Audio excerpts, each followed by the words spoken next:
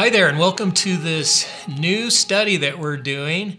I'm excited about this new series of teaching, but also about the small group participation because it's going to be fun. It won't all be fun. Some of it's going to be hard, don't you think? Yes.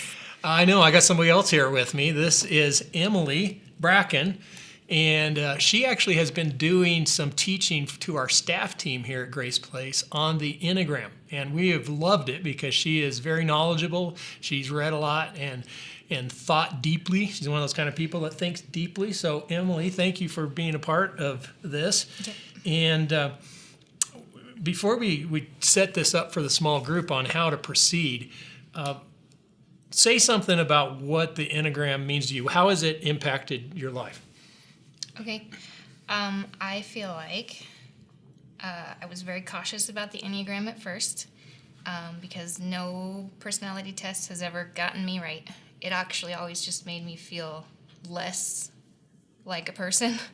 But when I really dug into this one, it, for the first time, made me feel like I was completely made on purpose, that not just my strengths, but that my weaknesses tie into just how I was created to be. That's cool. So it made you feel more valuable, sounds like. Yeah. That's awesome. I hope that's true for every one of you as we go through this as well. What about with relationships? Did it change anything? Yes. So learning about myself helped me to understand why certain things that other people did triggered things in me. But it also, learning about, say, my husband's number, it really helped me to put on the same level the things that he struggled with the things that I struggled with. And so there's just this grace that comes in between that, I think, when you start to look at people through the same compassion that you learn to feel for yourself in the struggles that you've been given in life. So it's improved your marriage relationship. Yeah, it's helped me have more grace, more compassion, more patience. Happy husband, Yeah. happy wife. That's a good thing. All right. So for some folks, you have been into this maybe for some time. Maybe you know more about it than we do. But for many people, this is a newer thing. And so talking about it in a group setting, we thought it would be good for you, before you go through this handout that we gave you that talks about all 9 types, we thought it would be good to just kind of set it up a little bit of some suggestions of why we're doing this, how not to do it. So first of all, what do you see as the value for every person, along with what you've already said? Why? Okay, so the Enneagram is a tool for personal growth. And so even though I say it's helped me with my marriage, it hasn't helped me to change him. It hasn't helped me to tell him what he needs to do different, because it is first and foremost a personal tool. So it's a tool for growth. It's a tool for not growth. It's basically a map. And so on this map, it tells you where you are, how you can get to where you want to be, the reasons why you are so far from where you want to be.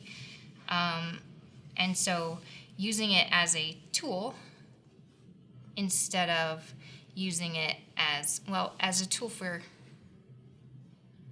how do I say that? You want to grow personally, not fix other people with it, right? Yes. So the Enneagram can be a very helpful tool in as much as you can only change yourself, and you can only do what you need to do.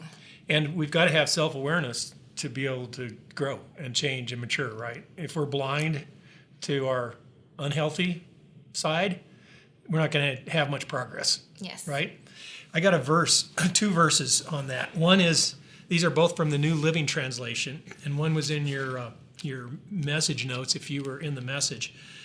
And it's Psalm 119:29. It says, "Keep me from lying to myself. Give me the privilege of knowing your instructions." That's a prayer to the Lord.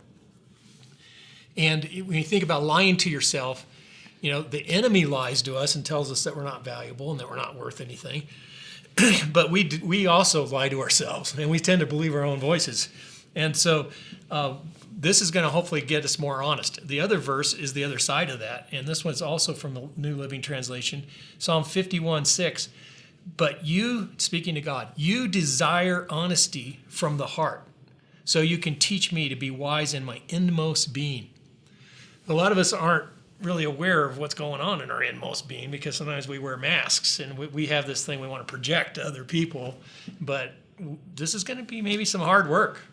It is going to be some hard work. But it'll be rewarding. It is. I think that in order to get to that rewarding spot, you have to go through some uncomfortable.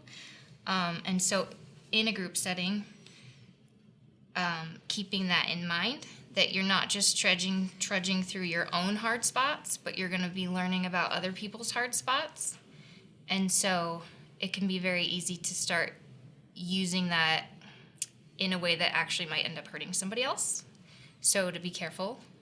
So let's talk about what not to do. There's an Okay. example. You don't want to use this against somebody in a negative way.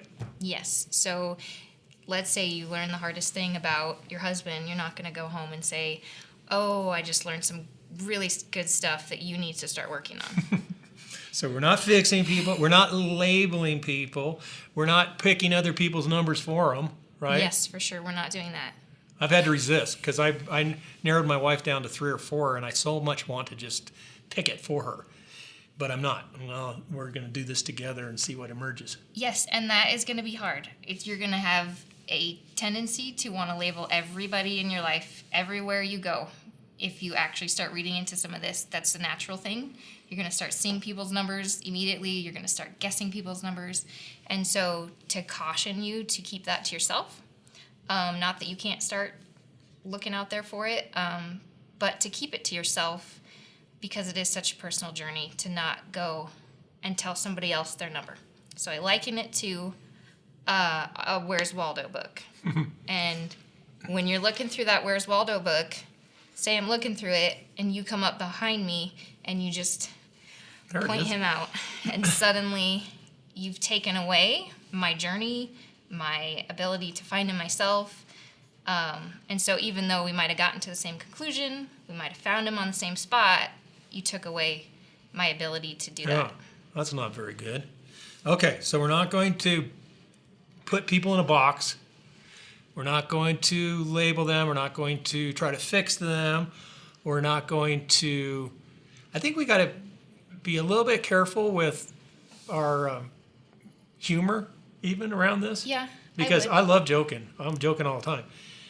But sometimes you can cross the line if you say something that's can make somebody feel bad, like, oh, of course, because that's your number.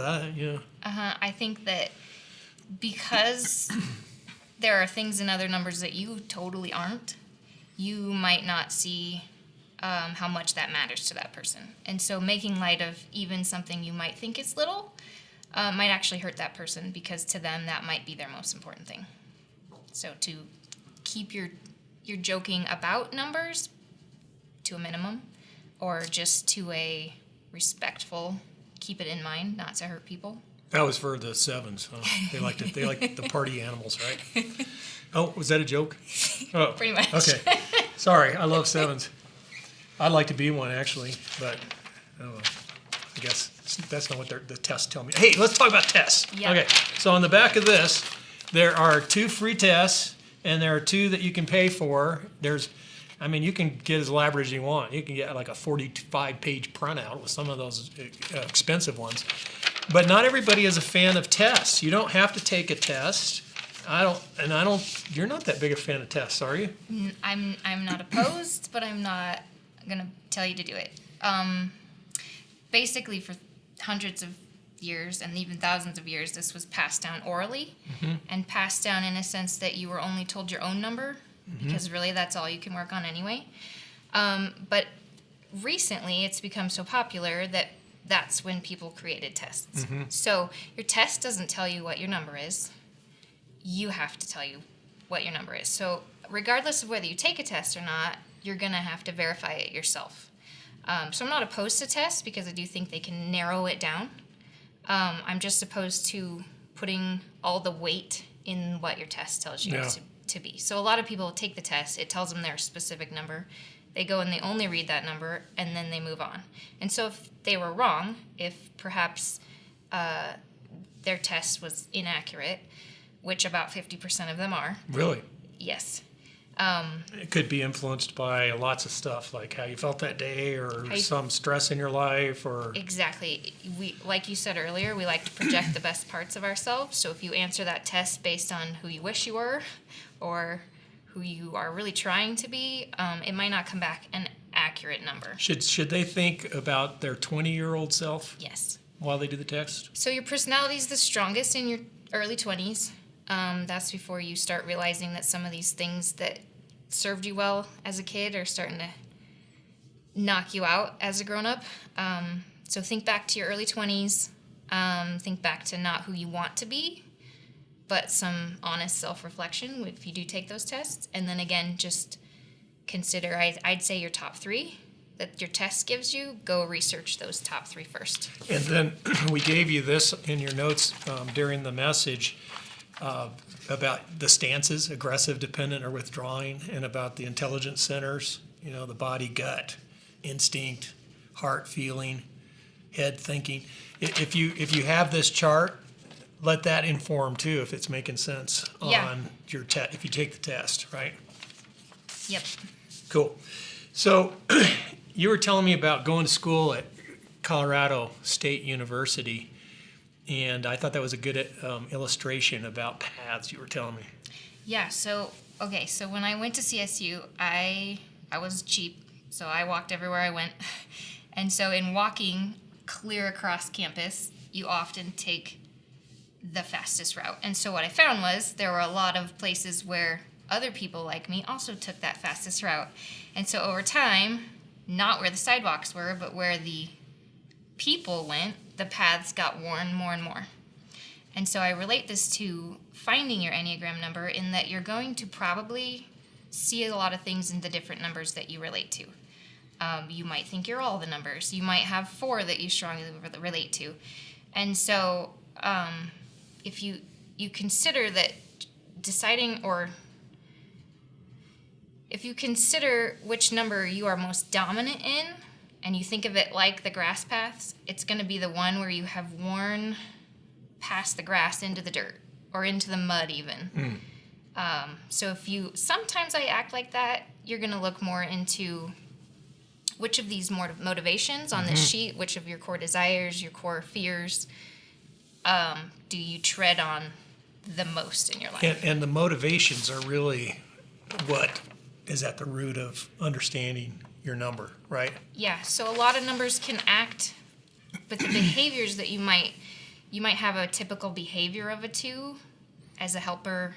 And so it doesn't mean that none of the other numbers are helpers or like helping or value being helpful, because that's just the behavior. It's the motivation behind why a 2 helps you do what you do versus why a 6 helps versus why a 1 helps.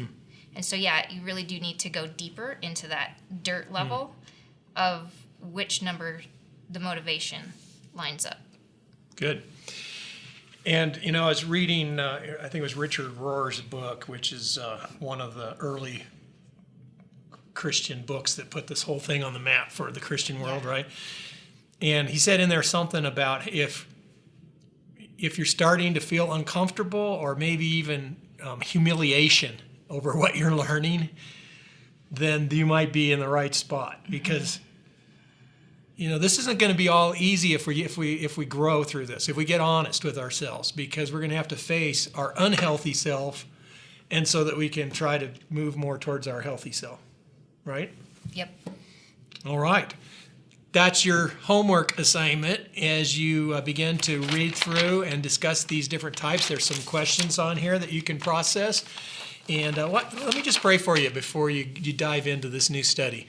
Father, thank you for this tool that you've given us. There's no perfect tool. It's just a tool for us to use to try to grow in our life and in our self-awareness and in our love for you and in our love for others. And so we commit this time to you and pray that this would be a breakthrough for some people in different areas and a time of progress. In Jesus' name, amen. Amen.